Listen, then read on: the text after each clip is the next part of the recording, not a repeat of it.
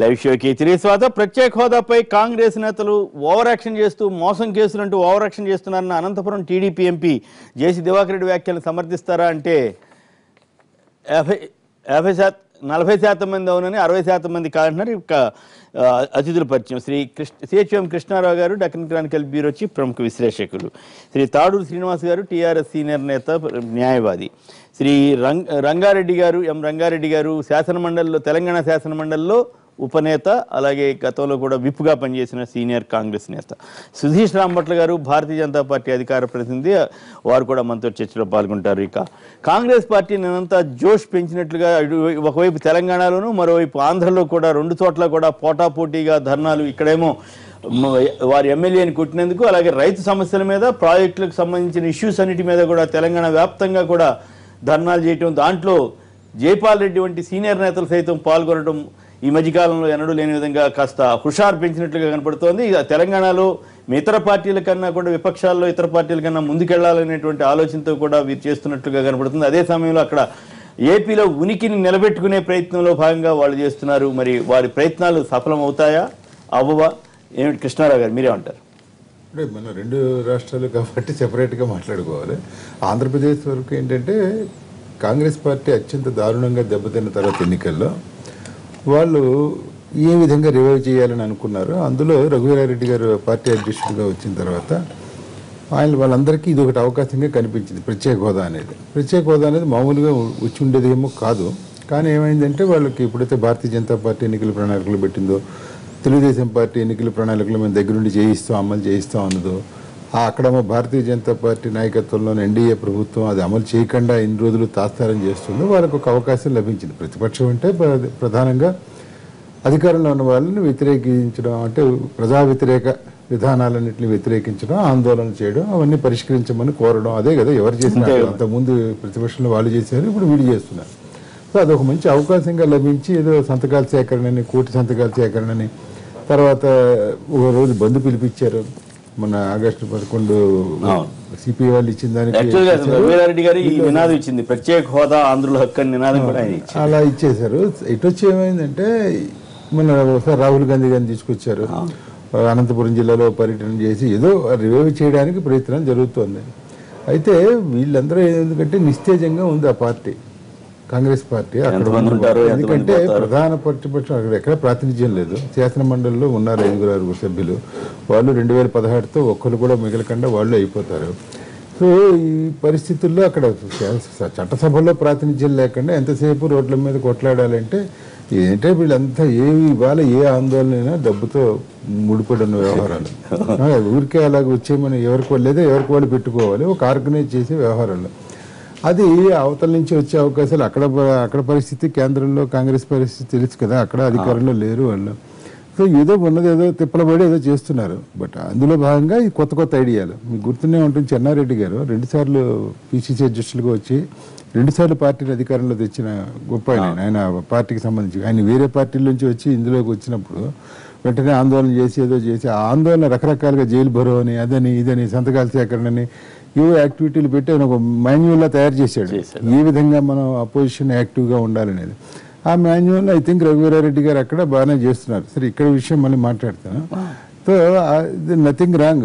ఒకే ఒకటి పత్తిపాటి పుల్లారావు గారు మాట చెప్పారు, హెచ్చరించారు. మేఘమాదనం కేసులు పెడతాం, డబ్బులని ఎట్లా విమానాలు వెళ్ళలేదు, మేఘాలు రాలేదు, వర్షాలు పడలేదు అని చెప్పి ఆయన తీవ్రంగా పెట్టాలి. ఇప్పుడు చంద్రబాబు నాయుడు గారు ఎప్పుడు ఏం మాట్లాడుతూ ఉంటారు? మీరు అధికారంలో ఉన్నప్పుడు కాంగ్రెస్, రాజశేఖర రెడ్డి అన్ని కబుర్లు చెప్పాడు, నా మీద 25 విచారణలు వేసాడు, అన్ని న్యాయ విచారణలు వేసాడు, ఏమైంది, ఏదైనా ఒకటైనా ప్రూవ్ అయిందో, ఒక కేసు ఉందా నా మీద, ఏ కోర్టు అయినా ఇచ్చేసిందా అని ఆయన చెప్పుకుంటున్నాడు కదా. అదే మాదిరిగా వీళ్ళది ఏదైనా ఉంటే మరి వీళ్ళు ఎంక్వైరీ చేయొచ్చు కదా. శుభ్రంగా ఎవరు ఆపారు వాళ్ళని, మరి చేయొద్దని అన్నారు. ఇప్పుడేంది, ఇప్పుడు హౌసింగ్కి సంబంధించి చూస్తే 1983 నుంచి చేపట్టిన గృహ నిర్మాణంలో జరిగిన అన్ని అవకతవకల మీద ఎంతమంది ముఖ్యమంత్రులు మారారు, ఎంతమంది చీఫ్ సెక్రటరీలు మారారు, వాళ్ళందరి మీద ఎంక్వైరీలు నడుస్తున్నాయి కదా. సో ఏదైనా ఉంటే చేసుకోమండి. ఇటు వచ్చి రాజకీయంగా ఏంటంటే ఒకళ్ళు ఏదైనా అన్నప్పుడు వాళ్ళు ఏవైనా లొసుగులు ఉంటే, దివాకర్ రెడ్డి గారు కూడా అన్నారు కదా మేఘమదన ఉంది, బట్ ఆయన సహమంత్రి ఆయన ఉన్నప్పుడు ఆయన కేబినెట్ లో ఏమండి రఘువీరారెడ్డి తినేస్తున్నాడు డబ్బులు, వాళ్ళిద్దరు పడదు కదా, డబ్బులు తినేస్తున్నాడు అనేదో చెప్పి చేయొచ్చు కదా, మరి అదేం చేయలే. సరే అది ఒకటే. ఇక తెలంగాణకు వస్తే ఉత్తమ్ కుమార్ రెడ్డి గారు వచ్చిన తర్వాత అదే అంటే ఇది మంచిది కాదు యాక్చువల్గా. రాష్ట్రం ఇబ్బందిలో ఉన్నప్పుడు అది ఒక జనరల్గా ప్రతిపక్షానికి అవకాశం విజృంభించి ఏదో చేయడానికి అలాగా. ఆ విధంగా ఏంటంటే ఇవాళ మనం ఉన్న దుర్భిక్ష పరిస్థితుల్లో అది ఒక విధంగా సానుకూలత వ్యక్తం అవుతుంది. అటు ముఖ్యమంత్రి గారి నిర్ణయాలు వాటిలో కూడా చూస్తే కరువు మండలాలు ప్రకటించమని అన్ని పార్టీలు చెప్తారు. నేను ఎప్పుడు ప్రకటించాలో నాకు తెలుసు, పిచ్చోళ్ళు ఏదో మాట్లాడుతుంటారు. నేను పిచ్చోళ్ళు అనే మాట మాట్లాడాను కేబినెట్ బ్రీఫింగ్లో. పిచ్చోళ్ళు ఏదో అంటూ ఉంటారు, సెప్టెంబర్ 30 దాకా ఉంది, ఆ తర్వాత చూస్తాం, నాకు తెలిసి ఏం చేయాలో అని. చీప్ లిక్కరు దాని మీద అంతా ఉద్యమిస్తే ఏమైంది, దాన్ని ప్రజల మాకు అనుగుణంగా మేము నిర్ణయం తీసుకుంటున్నాం, మార్చుకుంటున్నాం అని ఆయన ఏదో చెప్పారంటే అది ప్రతిపక్షాలకు ఎక్కడే క్రెడిట్ ఇవ్వాలి. ఇప్పుడు కేవలం కాంగ్రెసే కాదు, బీజేపీ రైతు సమస్యల మీద చేస్తుంది, తెలుగుదేశం చేస్తుంది, సిపిఐ ఇక్కడ తెలంగాణలో అయితే మొత్తం అన్ని ప్రతిపక్షాలు కాంగ్రెస్ అన్ని చోట్ల చేసి పుంజుకునే అవకాశం ఒకటి కాదు. వాళ్ళకి ముందు రంగారెడ్డి చివెళ్ళ స్కీమ్ సంబంధించి 2-3 దఫాలుగా వికారాబాద్ లో మీటింగ్ అయింది, మొన్న మీటింగ్ అయింది, రంగారెడ్డి కలెక్టర్లో ఒకటి అయింది, అలాగే పాలమూరు రంగారెడ్డిలో దానికి ఏదో అవకతవకలు జరుగుతున్నాయి అటు ఒకటి, ప్రాణహిత జీవులదేమో అక్కడ ఒకటి, ఇలాగా వాళ్ళకి ఇష్యూస్ ఉన్నాయి. కొద్ది యంత్రాంగం ఉంది, 4 మాట్లాడగలిగిన మనుషులు ఉన్నారు. ఇటు శాసన మండలిలోను శాసనసభలోను సభ్యత్వం ప్రాతినిధ్యం ఉంది.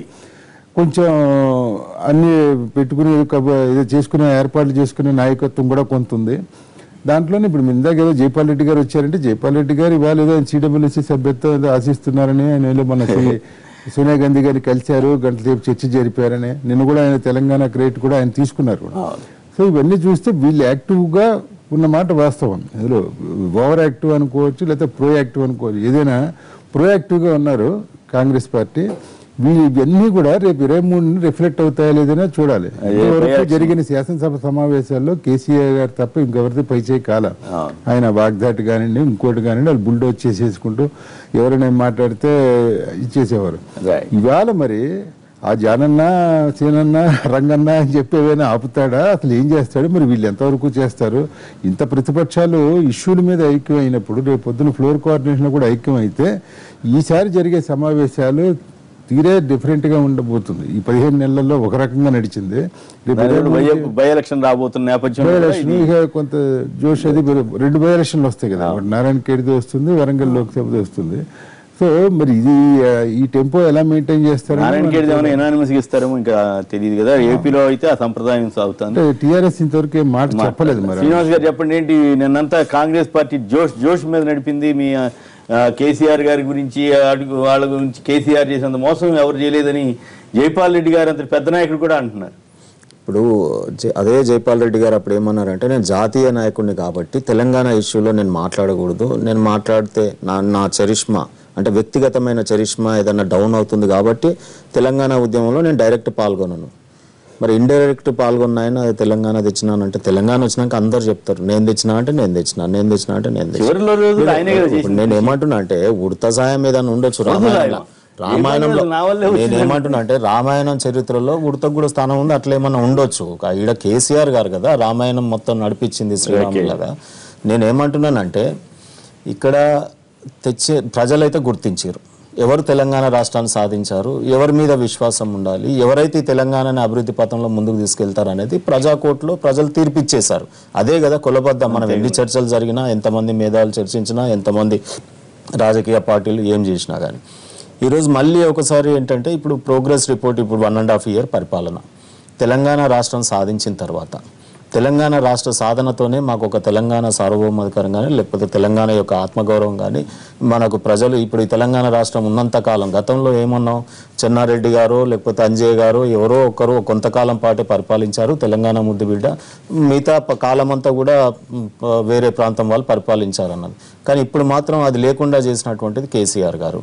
ఎప్పుడైనా తెలంగాణ రాష్ట్రం తెలంగాణ వాళ్ళే ముఖ్యమంత్రి అవుతారు, ఆ తర్వాత తెలంగాణ ఖజానా పక్క ప్రాంతంలో ఖర్చు చేయబడుతుంది, మనం ట్యాక్సులు కడుతున్నాం అని చెప్పి అంటా ఉండేవాళ్ళం. ఈ రోజు ఏమైంది ఇక్కడ డబ్బులు ఇక్కడే మనం కాంగ్రెస్ వాళ్ళు ధర్నా మీద మాట్లాడండి.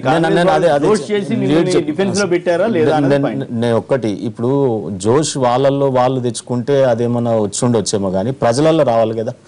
ప్రజలలో జోష్ ఎట్లా వస్తుంది చెప్పండి. ఇప్పుడు వాళ్ళని చెప్పారు, అయ్యా కాంగ్రెస్ పార్టీ కానీ టీడీపీ కానీ వాళ్ళు మంచి వాళ్ళు కాదు, ఈ రాష్ట్ర అభివృద్ధిలో పాల్గొనరు, ఈ ఉద్యమంలో పాల్గొనలేరు, మీరు వాళ్ళని పక్కకు పెట్టి పరిపాలించండి అని మాకు చెప్తా ఉన్నారు. మరి మేము వాళ్ళని కలుపుకొని పోతే మళ్ళీ వాళ్ళ చెడు వాసన మాకు తగిలితే మళ్ళీ ఇప్పుడు వాళ్ళు మంచిగా అభివృద్ధి పథంలో ముందు కలిసి వస్తామని చెప్పారు.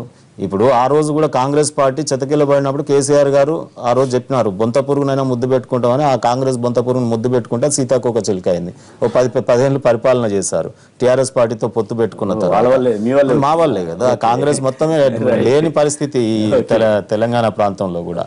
సరే ఏది ఏమైనా నేనేమంటానంటే ప్రతిపక్ష పార్టీలు మొన్న మహబూబ్ నగర్ ఇష్యూ తీసుకుందాం. మనం మహబూబ్ నగర్ ఇష్యూ తీసుకున్నప్పుడు రైతుల గురించి మేము బంద్ చేస్తామని చెప్పి ఒక ప్రకటన చేయడం జరిగింది. దాన్ని వ్యక్తిగతంగా ఒక ఇద్దరి మధ్యన అక్కడ ఏం జరిగిందో ఇంకా ఎంక్వైరీలో బయట కూడా పడలేదు. దాన్ని తీసుకొచ్చి బంద్ను ఒక జిల్లా బంద్ను డెఫినెట్ గా ఇప్పుడు బాలరాజు గారిని ఏమని తిట్టినారు, సామాజిక అంశంగా ఏమని రెచ్చగొట్టినారు, అవన్నీ కూడా సరే పక్కకు పెడదాం వివాదాంశాలు.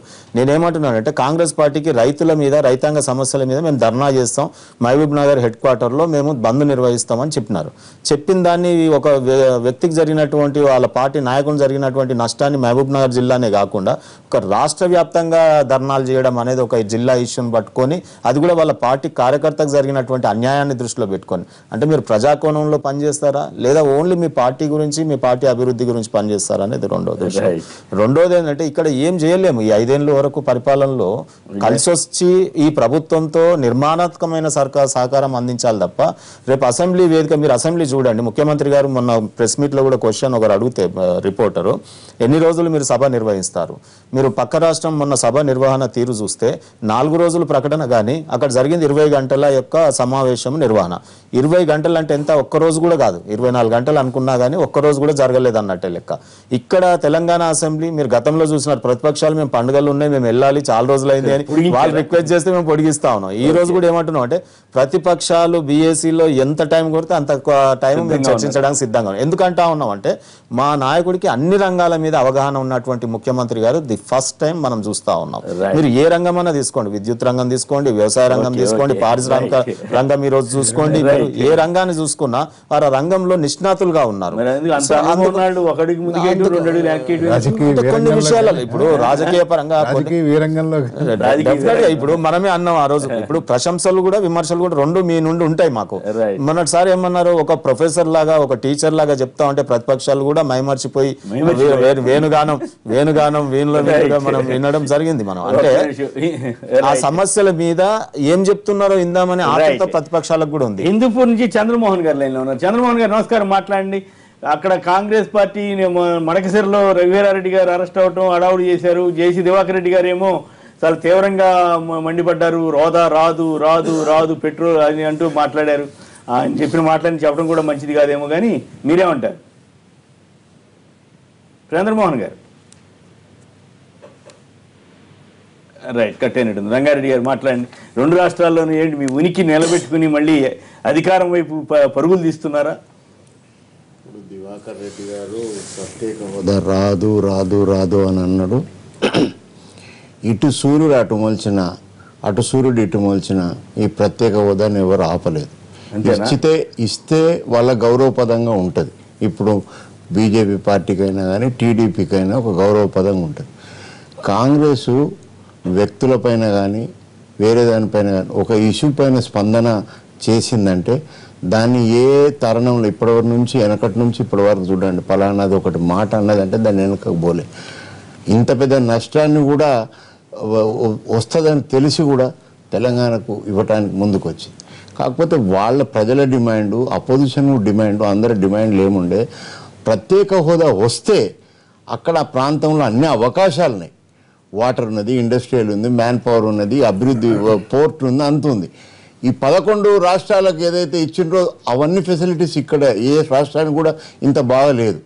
అయితే దాన్ని దృష్టిలో పెట్టుకొని కొంత తెలంగాణలో హైదరాబాద్ క్యాపిటల్ వాళ్ళు మాకు పోయింది అని దాని మీద అభిమానం ఉండో ఏదో ఉండి దాని మీద ఒక ఉద్యోగం జరిగినా దాన్ని ఒక పబ్లిక్లో 2 మేజర్ పార్టీస్ అనౌన్స్ చేసినాయి.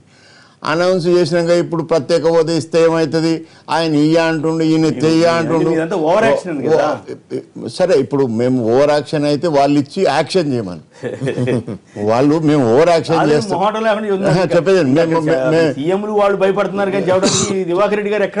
చెప్తున్నాను. వాళ్ళు ఓవర్ యాక్షన్ అంటే యాక్షన్ చేయమనండి వాళ్ళని.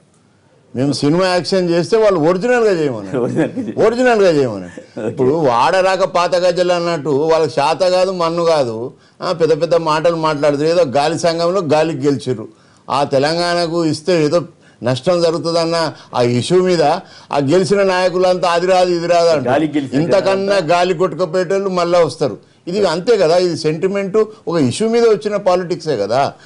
ఒక ఐడియాలజీ లేకపోతే ఒక సమస్య పైన వచ్చిన పాలిటిక్స్ కావు కదా.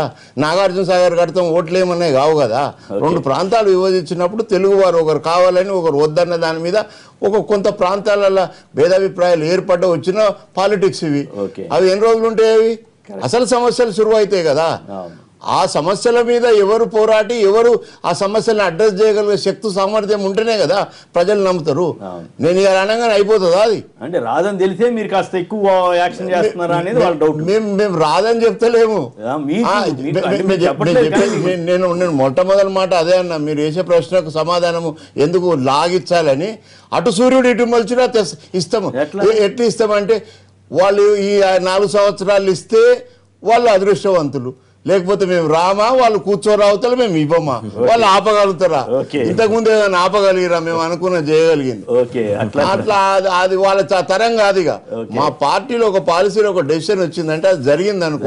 వెనక ముందు తెలంగాణ వాదం వచ్చినప్పుడు కూడా చాలా మంది చాలా విధాలుగా మాట్లాడారు. అది లాస్ట్కి ఏమైందో మీరు చూశారు. తెలంగాణలో మీ పరిస్థితి ఏంటి మరి? తెలంగాణలో మా పరిస్థితి ఏంటంటే ఏ పార్టీకైనా ఈ ప్రాంతంలో బంగారు తెలంగాణ, వెండి తెలంగాణ, మన ప్రపంచ తెలంగాణ, అన్ని తెలంగాణలు తెస్తామని ప్రజలల్లా ఒక వాదన పెట్టారు. వాస్తవికంగా కూడా ఉద్యమంలో ఎంత ప్రజలు పోరాటం చేసినా అపోజిషన్కే కొంత క్రెడిట్ వస్తుంది. తెలంగాణ ఇచ్చినప్పటికి కూడా ఏ ప్రాంతంలో అయినా ఒక అపోజిషన్ ఓ సమస్య పైన పోరాడుతుంటే పాజిటివ్గా అడ్రస్ చేసిన పార్టీకి కూడా రాదు. ఆ వాపును చూసి మొత్తం నా బలుపు అనుకుంటే మనం ఏమైనా చేయగలుగుతాం? చెప్పేది ఇప్పుడు మనకు జన్మకు ఒక శివరాత్రి కూడా వస్తుంది. అదే శివరాత్రులు అన్నిటికుంటాయంటే కాదు. సరే వచ్చింది, ప్రజలు మీకు పట్టం కట్టిరు, చూసిరు. అయ్యా వారు చెప్తున్నారు, వారు వచ్చినప్పటి నుంచి మీరు చూడండి వారు ఏమేమి సమస్యలు చెప్పిర్రు. ఇరిగేషన్ పాలసీ చెప్పిర్రు. ఇప్పుడు 33 ప్రాజెక్టులు పైప్ లైన్లో ఉన్నాయి. దానికి 40,000 కోట్లు పెడితే 70% ప్రాజెక్ట్స్ వెతికారు. దాన్ని ఏమంటున్నాడు? దాన్ని డిజైన్ మారుస్తామంటున్నాడు. అప్పుడేమో మొబిలైజేషన్ అడ్వాన్సులు తీసుకున్నామన్నారు. అప్పుడు కాంట్రాక్టర్ కుల్లయింది అన్నారు. ఇప్పుడు అదే కాంట్రాక్టర్ కొత్త కాంట్రాక్టర్ వచ్చి కడుతురా? ఒక తెలంగాణ కాంట్రాక్టర్ ఎవరైనా ఉంటే చూపిమని ఆయన నేను చూసి కలిసి మాట్లాడదలుచుకున్నా. మీ ఛానల్ పిలిపిమని అదే కాంట్రాక్టర్లు, అదే ఇంజనీర్లు, అది పేర్లు మారినాయి. దాన్ని ఏంది పెద్దగా ఏదో కొత్త టెక్నాలజీ చెప్పినట్టు ఇంకా మమ్మల్ని తిడుతున్నారు. ఒక నిమిషం మీరు మాట్లాడి నేను అప్పుడు చాలా మాట్లాడగలుగుతున్నాను. అదేమన్నా కొత్తగా అయ్యారా? లేకపోతే జీవితంలో ఎప్పుడైనా నాగార్జున సాగర్ డ్యామ్ హౌస్ ఉంటుంది అన్న కట్టిర్రా? ఇప్పుడు ఏం కడుతున్నారు చెప్పేది వినండి. 43 ప్రాజెక్టులు ఇంప్లిమెంట్ చేస్తే ఆ నీరు వస్తే 1000 కోట్ల వాటర్ గ్రిడ్ అవుతుంది, 60,000 కోట్లు అవుతుంది. పైపుల నీళ్ళు ఎక్కువ వస్తాయా, కెనాల నీళ్ళు ఎక్కువ వస్తాయా అది కూడా తెలియదు. ఒక ప్రాణహిత చెవుల ఉదాహరణకు చెప్తా, 162 టీఎంసీలో 50 టీఎంసీలో వాటర్ గ్రిడ్ ఉంది. 40 టీఎంసీలు తెచ్చి 60,000 కోట్లు పెట్టి మేము నిలిదస్తున్నాం అంటే ఇంతకుముందు 20 టీఎంసీ వాటర్ హైదరాబాద్కు రాలేదా? అది వాళ్ళు ఉన్నప్పుడు తెచ్చిర్రా? ఈ ఔటర్ రోడ్ వాళ్ళు ఉన్నప్పుడు తెచ్చిర్రా? లేదా ఒక నిమిషం మాట్లాడినాక మీరు మీతో సమాధానం చెప్పుదురు. ఎందుకంతా ఈ ప్రభుత్వం వచ్చినాక ఎంత నిస్సాయులు అవుతుందంటే, ఒక ప్రజల పైన ఏ ఆపోజిషన్ పార్టీ అయినా ప్రజల సమస్యను అడ్రస్ చేస్తే ఉన్న ప్రభుత్వం ఏం చేస్తుంది? దాన్ని పాజిటివ్గా తీసుకుంటుంది, లేకపోతే దానికి ఒక సొల్యూషన్ చెప్తుంది, లేకపోతే కూర్చొని మాట్లాడుతుంది. 3 చేస్తుంది. ఇదేం ప్రభుత్వం ఫ్రస్ట్రేట్ అవుతుంది. ఫ్రస్ట్రేట్ అయ్యి మీరు ధర్నాలు చేస్తున్నారు. మీరు మధ్యలో ఎందుకు వస్తారు? ఫ్రస్ట్రేషన్ ఒక నిమిషం వినండి. ఒక లెజిస్లేటర్ ఉండు, తొందర ఎందుకు పడుతుంది? తొందర ఎందుకు? మస్తు ఉన్నారు బీటీలో చేరినారు, మీ వరకు వచ్చే వరకు చాలా టైం పడుతుంది. ఫ్రస్ట్రేషన్లో లేకపోతే ఒక ఎమ్మెల్యేని కొట్టుడేది. ఎంతో ఇంతకు ముందు మస్తు అపోజిషన్ లీడర్లు ఎన్ని విషయాలు అనాలో అన్ని విషయాలు, దాన్ని డిబేట్ చేయకుండా దాని సమస్య ఏంది? అయ్యా కరువు మండలాలు చెయ్యండి, చేస్తామా చేయమో చెప్పాలి.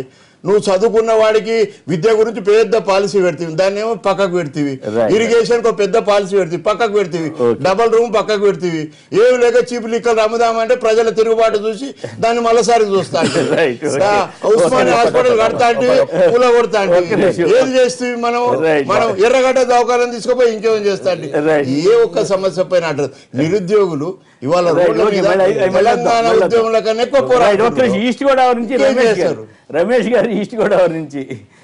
సార్ నమస్తే అండి. నమస్తే, చెప్పండి మీరేమంటారు?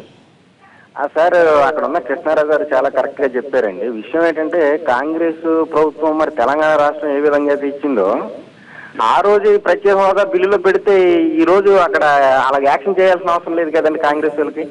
అట్లట్లా అది మీకు ఆ పరిణామాలని తెలిసి కూడా అడుగుతున్నారా, నిజంగానే రాజకీయ నాయకులు ట్రాప్ లో పడి అడుగుతున్నారా? నాకు అర్థం కావట్లేదు. ఆ రోజు ఏం జరిగిందో మీకు తెలుసు కదా, లోక్సభలో బీజేపీ కాంగ్రెస్ కలిసి బిల్లు ఆమోదించాయి. ఆ తర్వాత రాజ్యసభకు వచ్చిన తర్వాత ఈ ప్రత్యేక హోదా అనే అంశం వచ్చింది. అప్పుడు బిల్లులో పెడితే మళ్ళీ ఆగిపోతుంది బిల్లు. తిరుపతిలో చెప్పింది ఏమైంది? అట్టగాదు మిత్రమా, మీరు మనం రాజకీయ నాయకులు మాట్లాడతారు, ఇప్పుడు పెట్టొచ్చు కదా, ఇప్పుడు అధికారం ఉంది. మరి పోలవరం 7 మండలాలు మీద తెచ్చామంటున్నారు కదా. రమేష్ గారు 2 సార్లు ఇదే చట్టాన్ని సవరించారు బీజేపీ. వాళ్ళు ఒకసారి చట్టాన్ని చేసింది, అవును. 2 సార్లు బీజేపీ మోడీ గారు సవరించారు. పోలవరం మండలాలు పెట్టేయచ్చు కదా, మరి అంత ఈజీ అయితే. అది రమేష్ గారు మాట్లాడండి. ఇప్పుడు ఏంటంటే సార్, ఇప్పుడు సరే అప్పుడు కాంగ్రెస్ ప్రభుత్వం ఏదో చేసింది అయిపోయింది. మరి 5 ఏళ్ళు కాదు 10 ఏళ్ళు కాదు ఏకంగా 15 ఏళ్ళు అన్నటువంటి బీజేపీ ప్రభుత్వం దాదాపుగా సంవత్సరాలు అయిపోయింది. ఇప్పుడు వచ్చి దానికోసం మాట్లాడతలేదండి. ఏదైనా సమస్య వస్తే ఆంధ్రప్రదేశ్ ఏదైనా సమస్య వస్తే నేను వచ్చి ప్రశ్నిస్తానన్నటువంటి పవన్ కళ్యాణ్ గారు ఈ రోజు మోడీ గారికి కనీసం ఈ హోదా కోసం ఒక ప్రశ్న కూడా వేయలేదండి. Right, okay. సుధీష్ గారు ఏది సమాధానం చెప్తారు? ఒక్క నిమిషం, ఇంకొకరు ఎవరు కాలరు. హలో సూరిబాబు గారు, నమస్కారం అండి, మాట్లాడండి. నమస్కారం అండి. నమస్కారం, మాట్లాడండి. ఇప్పుడు కాంగ్రెస్ పార్టీ శాతంలో తప్పేం లేదండి. ఎందువల్లంటే వాళ్ళకి ఇవ్వాల్సిన పనిష్మెంట్ అలాగే ఇచ్చేసారు. ప్రతిపక్షంలో ఉంటే వాళ్ళకి అడగకూడదండి, ఇలాగా కేసులు బుక్ చేయకూడదండి. ఇస్తానన్న వెంకయ్య నాయుడు కానీ లేకపోతే మోడీ గారు కానీ చంద్రబాబు నాయుడు గారు కానీ ఎన్నిసార్లు ఎక్కడ ప్రతి చోట కూడా 10 సంవత్సరాలు ఇస్తాం, అసలు 15 సంవత్సరాలు ఇస్తాను లోక్సభలో మాట్లాడిన వ్యక్తులు ఈ వేళ ఎస్కేప్ అవుతారు ఎందుకు ప్రయత్నిస్తున్నారండి? అందువల్ల కాంగ్రెస్ పార్టీ ఈ విధంగా కేసులు పెట్టడంలో కాదు, ప్రతి పౌరుడు కూడా ఈ విధంగా కేసులు పెట్టొచ్చండి. అధికారం గురించి ఆ రోజుని వెంకయ్య నాయుడు గారు ఏం చెప్పారండి? నాది బాధ్యత, మీకు ఇప్పించే బాధ్యత నాది, నేను చేస్తానని చెప్పిన వెంకయ్య నాయుడు ఇవాళ రోజుకు ఒక మాట మాట్లాడుతున్నారు. Right, okay. వీరభద్ర గారు కర్నూలు నుంచి వీరభద్ర గారు, నమస్కారం, మాట్లాడండి. సార్ నమస్తే సార్. నమస్తే, మాట్లాడండి. నమస్తే సార్. అది కాదు సార్, ఇప్పుడు టీడీపీ ప్రభుత్వము ఆంధ్రప్రదేశ్లో ఉంది, పైన బీజేపీ ఉంది. వీళ్ళు చేతుల అధికారం పెట్టుకొని వీళ్ళు చేయలేక అనవసరంగా కాంగ్రెస్ మీద బురద చల్లే ప్రయత్నం చేస్తారు. వాళ్ళ విమర్శలు వాళ్ళు చేస్తారు. అవును సార్, ఇప్పుడు ప్రత్యేక హోదా కోసము అందరూ పోరాడుతున్నప్పుడు వాళ్ళు కూడా మాతో వీళ్ళతో పాటు జతకట్టి రావచ్చు కదా. మిత్రపక్షాలు కదా, వాళ్ళిద్దరు మిత్రపక్షాలు కదా. మిత్రపక్షాలు అయినప్పుడు ప్రత్యేక హోదా వస్తే మా లాంటి వాళ్ళకి చాలా మందికి ఉద్యోగ అవకాశాలు, ఇండస్ట్రీస్ చాలా వస్తాయి కదా సార్ ఇక్కడ. ఓకే, మొత్తం మీద ఆ సెంటిమెంట్ అయితే బలంగా తీసుకెళ్లారు జనంలోకి. మొత్తం మీద ఈ 2 రాష్ట్రాల్లోని సెంటిమెంట్ రాజకీయాలతో జనానికి ఇబ్బంది అయిపోతా ఉంది. Right, okay. సుధీష్ గారు ఏం సమాధానం చెబుతారు చెప్పండి? జనం అడుగుతా ఉన్నారు, అంటే ఇదంతా మీరు మోసం చేశారని మీ మీద కేసు పెడుతున్నారు. ఆ కేసుని ఎట్లా ఎదుర్కొంటారు? కాంగ్రెస్ పార్టీ గతంలో చేసిన తప్పు మళ్ళీ చేస్తుందండి. గతంలో కూడా ఇలాగే అబద్ధాలు చెప్పి ప్రజలను మభ్యపెడుతూ ఆఖరి నిమిషం వరకు కాలక్షేపం చేసి ఆఖరి నిమిషంలో అడ్డగోలుగా రాష్ట్రం విభజించి ఏదో రాజకీయ లబ్ధి పొందాం అనుకుంది. ప్రజలు తగిన శాస్తి చేశారు. ఇవాళ కూడా ఏదో ప్రత్యేక హోదా వచ్చేస్తే సంజీవిని రాష్ట్రం బంగారమయం అయిపోతుంది, ప్రతి ఇంటికి కూడా 100 కేజీలు బంగారం వచ్చేస్తుంది అన్న రీతిలో ఇవాళ ప్రజలను మభ్యపెట్టే ప్రయత్నం చేస్తున్నారు. ప్రజలు కూడా దాన్ని సునిశ్చితంగా గమనిస్తున్నారు. ఇదే కాంగ్రెస్ పార్టీ అనుకూలంగానే వ్యతిరేకంగానే గమనిస్తారు. కంప్లీట్ చేసినామండి. పర్లేదు, బంగారం అంటే చెప్తున్నా, బంగారం 10 ఏళ్ళు రంగారెడ్డి గారు బంగారాన్ని 10 ఏళ్ళు ఇస్తా ఉన్నారు చెప్తానండి దయచేసి ఆయన అడిగిన ఆయన అడిగిన నేను చెప్పిన దాంట్లో అన్నిటికీ సమాధానం ఉంటాయి. ఇదే కాంగ్రెస్ పార్టీ జూన్లో ఢిల్లీలో ముఖ్యమంత్రుల సమావేశం పెట్టి నార్త్ ఈస్ట్లో ఉన్న రాష్ట్రాలకి ప్రత్యేక హోదా ఇప్పుడు లేకుండా చేసేసింది బీజేపీ ప్రభుత్వం 14th finance commission recommendations accept చేశాక అని చెప్పేసి ఒక రెజల్యూషన్ పాస్ చేసి వాళ్ళ కాంగ్రెస్ సందేశ్లో కూడా ప్రముఖంగా ప్రచురించుకున్నారు. అక్కడ ఏమంటున్నారు, ఇప్పుడు ప్రత్యేక హోదా అనేది లేకుండా పోయిందని చెప్పేసి అక్కడ చెబుతూ ఇక్కడ ప్రత్యేక హోదా వస్తే అన్నిటికీ కూడా మంత్రం అయిపోతుంది, సర్వరోగ నివారణ జిందాల్ తెలుస్తుందని చెప్పేసి ఇక్కడ మభ్యపెట్టే ప్రయత్నం చేస్తున్నారు. ఉదాహరణకి కాంగ్రెస్ పార్టీ ఎన్నికల ముందర 14th ఫైనాన్స్ కమిషన్కి టర్మ్స్ ఆఫ్ రిఫరెన్సెస్ అమెండ్ చేస్తూ ఒక లెటర్ కూడా ఇవ్వడం మర్చిపోయింది. తర్వాత బీజేపీ ప్రభుత్వం వచ్చాక జూన్ 2వ తారీఖున ఆంధ్రప్రదేశ్ అని ఒక రాష్ట్రం ఉంది, ఆ రాష్ట్రంకి చాలా నష్టాలు కష్టాలు ఉన్నాయి అంచేత గమనించి దాన్ని స్టడీ చేసి ఒక 2 నెలలు టైం ఫ్రేమ్ ఎక్స్టెండ్ చేసి అక్టోబర్లో సబ్మిట్ చేయాల్సిన రిపోర్ట్ని డిసెంబర్ వరకు టైం ఎక్స్టెండ్ చేసి ఆంధ్రప్రదేశ్ లోటు బడ్జెట్ తీర్చే విధంగా అక్కడ చర్యలు తీసుకోవడం జరిగింది. బీజేపీ ప్రభుత్వం ఇచ్చిన నోటిఫికేషన్ అంటే వచ్చిన వారం రోజుల లోపల జూన్ 2వ తారీఖు అంటే 26వ తారీఖు సాయంత్రం ప్రమాణ స్వీకారం చేస్తే జూన్ 2వ తారీఖున నోటిఫికేషన్ ఇవ్వకపోయి ఉంటే కనుక బీజేపీ దాని మీద దృష్టి పెట్టపోయి ఉంటే కనుక ఇవాళ లోటు బడ్జెట్ భర్తీ చేసే ప్రయత్నం కూడా జరిగి ఉండేది. చట్టంలో పెట్టలేదు, చట్టంలో పెట్టలేదు. ఇప్పుడు కాంగ్రెస్ పార్టీ చేసే ప్రతి సమస్య ఆంధ్రప్రదేశ్ పునర్విభజన చట్టం నేను చెప్పేది కాదు, ఇది official 14th finance commission report. చెప్పేది నేను దయచేసి ఇందులో వీళ్ళు స్పష్టంగా ఏం చెప్పారంటే ది ఫాలోయింగ్ అడిషనల్ ఐటమ్ వినండి కృష్ణరావు గారు ఒక నిమిషం. The following additional item was added to the terms of reference of the commission by President's order published under SO number 1424 E dated June 2nd, 2014. 14th finance commission కి తగ్గ orders ఇవ్వడం మర్చిపోయింది కాంగ్రెస్ ప్రభుత్వం. ఇవ్వకపోయి ఉంటే కనుక బీజేపీ ప్రభుత్వం ఇది ఇవ్వకపోయి ఉంటే కనుక 14th ఫైనాన్స్ కమిషన్ వాళ్ళు ఇందులో కూడా స్పష్టంగా ఏం మెన్షన్ చేశారు, the commission was originally asked to make its report covering a period of 5 years commencing 1st April 2015 available by 31st October 2014. The commission had completed all its state visits and conclusions with all stakeholders, including most of departments of the government of India by June 2014. ఇక్కడ నేను point అడుగుతా, మీరు ఆర్థిక లోటు గురించి ఇచ్చామన్నారు, ప్రత్యేక హోదా గురించి అసలు ఇస్తారా మొత్తం రిపోర్ట్ అయిపోయింది. ఈ టీఓఆర్ అమెండ్ చేయడం వల్ల మళ్ళీ మా టర్మ్ ఎక్స్టెండ్ చేయడం వల్ల మళ్ళీ ఆంధ్రప్రదేశ్ నా ప్రశ్న ఏమంటే అదేదో లోటుతో పాటు ప్రత్యేక హోదా మీద కూడా ఇవ్వండి అని ఫైనాన్స్ కమిషన్ అడుగుండొచ్చు. దానికే వస్తున్నా. ఇక్కడ 14th ఫైనాన్స్ కమిషన్ రికమెండేషన్ బయటకు వచ్చాక జాతీయ స్థాయిలో ప్రతి అనలిస్టు, ప్రతి పత్రిక, Indian Express, Business Standard, Economic Times, moneycontrol.com, Live Mint ఇలా జాతీయ స్థాయిలో ప్రతి ఫైనాన్షియల్ ఎక్స్పర్ట్ కూడా ఇచ్చిన ఏకైక యూనివర్సల్ కాన్సెన్సస్ స్టేట్మెంట్ ఏంటంటే after 14th finance commission the distinction between special category states and general category states has been done away with. కావాలంటే ఈ ప్రెస్ రిపోర్ట్స్ నా దగ్గర ఉన్నాయి, మీకు అన్ని చూపిస్తా. ఇందులో ప్రతి ఒక్కళ్ళు కూడా ఏం చెప్పారంటే ఇప్పుడు ప్రత్యేక హోదా వల్ల ఏం ఉపయోగం లేదు, nothing special about special category states. ప్రతి ఒక్కళ్ళు కూడా ఇచ్చిన యునానిమస్ ఒపీనియన్ ఇది. ఈ పరిస్థితుల్లో ఆంధ్రప్రదేశ్ ఏదో ప్రత్యేక హోదా ఇచ్చేసాం తూతు మంత్రంగా మా పని అయిపోయింది అని చేతులు దులుపుకునే ప్రయత్నం భారతీయ జనతా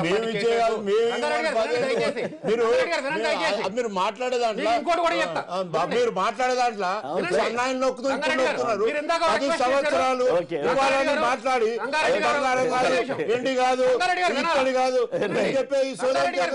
ఇస్తారా అయ్యారా మీకు ఏదైనా చేతనైతే ఉద్దర మాటలు చెప్పు. ఇందాక మాట్లాడినప్పుడు రిక్వెస్ట్ చేశారు, మాట్లాడుతున్నప్పుడు దయచేసి పాయింట్ ఏంటంటే ఆ 11 రాష్ట్రాలు కూడా కేంద్ర ప్రభుత్వానికి రిప్రజెంట్ చేస్తే ఈ 14th ఫైనాన్స్ కమిషన్ రికమెండేషన్ తర్వాత మాకు అన్ని కూడా మేము కోల్పోయామని చెప్పేసి రిప్రజెంటేషన్ ఇస్తే ప్రధానమంత్రి గారు మోడీ గారు నీతి ఆయోగ్ లో ఫ్లెక్సిబుల్ ఫండ్ అని ఒకటి ఉంది, 20,000 కోట్ల రూపాయల ఫండ్, ఆ ఫండ్ లోంచి అకామిడేట్ చేయమని చెప్పేసి ఆర్డర్స్ ఇవ్వడం జరిగింది.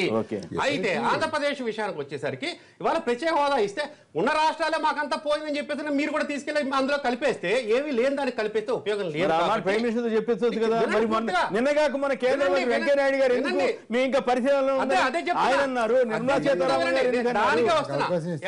దానికే వస్తున్నా. నీతి ఆయోగ్ కి ఏం డైరెక్షన్స్ ఇచ్చారు మోడీ గారు, ఆంధ్రప్రదేశ్కి ప్రత్యేక హోదానా ప్యాకేజీనా రెండు కలిపా ఇంకా ఏదైనా ఇవ్వాలా, ఏది ఇవ్వాలో స్టడీ చేసి రిపోర్ట్ ఇవ్వండి అని చెప్పేసి ఆర్డర్ ఇవ్వడం జరిగింది. సో అంచేత నేను ఒకటి అడుగుతా, నీతి ఆయోగ్ ఉపాధ్యక్షుడు 10,000 కోట్ల రుణమాఫీ చేసినటువంటి మీ ప్రభుత్వానికి, మీ రాష్ట్రానికి రుణమాఫీ ఎట్లా చేస్తామని అడిగారట, అది వాస్తవా కాదా? పేపర్ లో వచ్చింది. ఇవన్నీ స్పెక్యులేషన్స్. ఓకే, ఇవన్నీ స్పెక్యులేషన్. పోనీ మీరు రైట్, ఫైనాన్స్ కమిషన్ ఇంత లింక్ పెట్టారు కదా, ఇంత లింక్ పెడితే మరి బీహార్ ప్రత్యేక ప్యాకేజీ ఇవ్వచ్చు అని ఉన్న ఫైనాన్స్ కమిషన్ చెప్తే ఇచ్చారా? ఇప్పుడు చెప్పారు కదా, ఆంధ్రప్రదేశ్ యూనియన్ క్యాబినెట్ ప్రత్యేక పరిస్థితులు స్టడీ చేసి భారీ ఎత్తున మోసం చేయడానికి చాలా పకడ్బందీగా రాంపట్ల గారిని వీళ్ళందరినీ వాడుకుంటున్నారు. నేను చెప్పాను పూర్తిగా, మీరే అన్న మాట నేను అన్నాను కదా. ఇంత సుధీష్ రాంపట్ల గారికి ఇంత అవగాహన, వ్యవహారం ఇంత పద్ధతిగా ఉండి చెప్పున ఆయన ఇదే మాట మరి ఏ మోడీ గారు శుభ్రంగా చెప్పొచ్చు కదా, జైట్లీ గారు ఈయన చెప్పింది చెప్పొచ్చు కదా. ఇంకోటి 14th ఫైనాన్స్ కమిషన్కి అదేమో రెవెన్యూ డెఫిసిట్ గురించి ఏదో ఇచ్చారు, ఒక ఆర్డర్ చెప్పాడు June 2 ఏదో చేసేసారు, నేను చాలా చిత్తశుద్ధితో వ్యవహరించిందని. ఇప్పుడేమో నీతి ఆయోగ్ను కూడా పరిశీలించమని అడిగారన్నారు. మన ఆర్డర్ కాపీ మీరు ఎక్కడ చూపించడం లేదు. నీతి ఆయోగ్కి ప్రధానమంత్రి గారు ఆంధ్రప్రదేశ్ సంగతి ఏంటి అవునండి, ఏది మరి ఆర్డర్ ఇచ్చాడు అన్నాడు ఆయన. ఇప్పుడు అడుగుతుంది September 2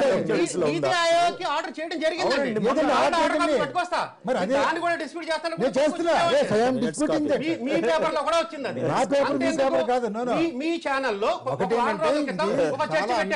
special focus story board ఏదంటే చూడండి, ప్రత్యేక హోదా బెటరా ప్యాకేజీ బెటరా అని మీరే చర్చ పెట్టి ప్యాకేజీ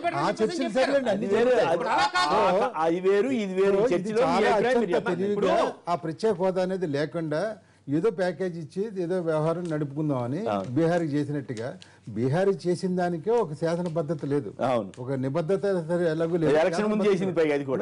బడ్జెట్ అనేది ఎప్పుడూ అయిపోయింది. ఈ ఏడాది బడ్జెట్, వచ్చే ఏడాది బడ్జెట్ వీళ్ళ చేతిలో లేదు, అది సభ ఆమోదించాలి. వీళ్ళు అప్పుడే 1,60,000 కోట్లు ఇచ్చేసామనంటే ఇది ఏది మహారాజా అయినా చెప్పడానికి అవడానికి. మీ లోక్సభ ఆమోదించిన బడ్జెట్లు ఎక్కడి నుంచి ఒక్క రూపాయి అదనంగా ఉండదు. అంటే పాత స్కీములకే కొత్త కలరింగ్ వచ్చుగా. అవును, అలా చేశారా? అది చెప్పరుగా, పైకి అలా చెప్పరు, మనం చెప్తాం కదా. సో ఇలాంటి వ్యవహారాలు ఇది కావాలని మోసం చేసే ప్రయత్నం జరుగుతోంది. ఇది మీ లేదు అని చేతులు చెప్పేస్తే సుధాకర్ గారు చెయ్యమని అంటే హాయిగా జనాలు అర్థం చేసుకుంటారు, ఏదో పొరపాటు చేశారు క్షమించమని అడుగుతున్నారు. అంటే అటగాదిగా రాజకీయాల్లో ఇప్పుడు ఫెయిర్నెస్ అనేది లేదు కదా, ఎట్లా అబద్ధం చెప్పొచ్చు, ఎట్లా మోసం చేయొచ్చు అనే ప్రక్రియ మీద ఆయా పార్టీలు ప్రయత్నాలు చేస్తున్నాయి కదా. సుధాకర్ గారు నెల్లూరు నుంచి. సుధాకర్ గారు నమస్కారం అండి, మాట్లాడండి. హలో, నమస్కారం, మాట్లాడండి. కొన్నాళ్ళందరికీ నమస్కారం సార్. గుడ్. సుధీష్ రాంభట్ల గారు ఇప్పుడు చెప్తున్నారు ప్రత్యేక హోదా గురించి, అదేదో ప్రత్యేక హోదా వస్తే ఇంటింటికి బంగారం వస్తుంది అది ఇదని. బంగారం ఏం అక్కర్లేదు సార్, ప్రత్యేక హోదా వస్తే కనీసం 10% వచ్చినా కూడా, 10% కుటుంబాలు 10% ఇళ్ళకి ఉద్యోగాలు వచ్చినా కూడా 10% అన్న అవుతారు. ప్లస్ ప్రత్యేక హోదా వల్ల ఏంటంటే మొత్తం ప్రత్యేక హోదా వల్ల మన రాష్ట్ర స్థితిగతులు మారుతాయంటే ఎప్పటికీ మారవు. ఇంకా వచ్చే మన రాష్ట్రం మొత్తం బాగుపడాలంటే ఇంకొక 20 సంవత్సరాలు కూడా పట్టాలి. నిధులు మొత్తం ఎంత ఎక్కువ ఇచ్చినా కూడా. కానీ ప్రత్యేక హోదా ఇచ్చేదాని వల్ల ఏంటంటే ఒక 10% అన్న మనకున్న లోటు బడ్జెట్ అయితేమి మనకు ఇంకా ఏదైనా రాష్ట్రం బాగుపడడానికి ఒక 10% హైక్ అవ్వడానికి ఛాన్స్ ఉంటుంది సార్. అంతే తప్పిస్తే ఏదో మీరు అన్నట్టు ఇంటింటి బంగారాలు అలా అవుతుంది. ఈ మాటలో కేంద్ర ప్రభుత్వం మీకన్నా నాకన్నా కూడా ఎక్కువ ఆలోచిస్తోంది ఆంధ్రప్రదేశ్ ఎలా అభివృద్ధి చేయాలని చెప్పేసి అని.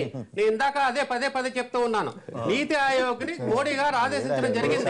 ఆంధ్రప్రదేశ్ అభివృద్ధికి ఎటువంటి ప్యాకేజ్ ఇవ్వాలి, ఆంధ్రప్రదేశ్ అభివృద్ధికి ఏమేం చేయాలి, నాకు డీటెయిల్ రిపోర్ట్ కావాలని చెప్పేసి ఆదేశించడం జరిగింది.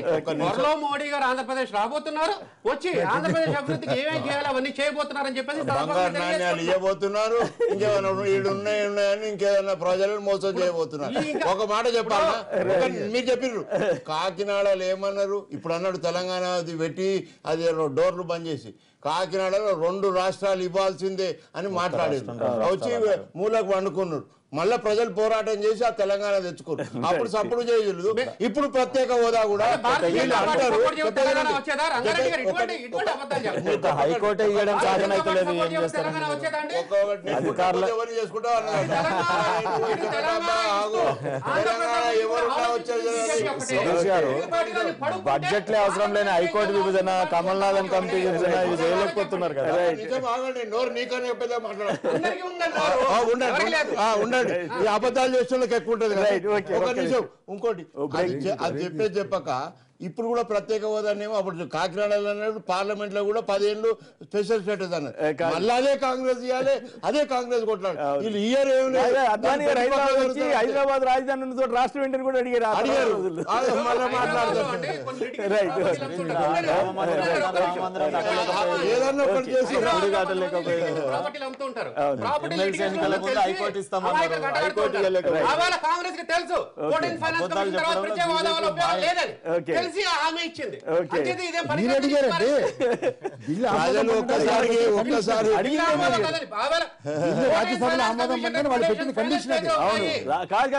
ఏ భూ ప్రపంచంలో ఒక వెంకయ్య నాయుడు తప్ప ఈ మొత్తం 120 కోట్ల ప్రజానీకులు ఒకటి అడగల ప్రత్యేక హోదా.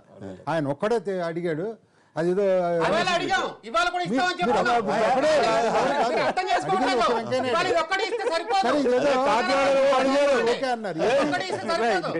ఓకే, ఒక్క నిమిషం బ్రేక్ తర్వాత మళ్ళీ మాట్లాడదాం. ప్రత్యేక హోదాపై కాంగ్రెస్ నేతలు ఓవర్ యాక్షన్ చేస్తున్నారన్న Anantapuram TDP MP JC Diwakar Reddy గారి వ్యాఖ్యల్ని మద్దతు ఇస్తారా అంటే 52% మంది అవునని, 48% మంది కాదన్నారు. ఇప్పుడు చిన్న విరామం తర్వాత లైవ్ షో కొనసాగుతుంది.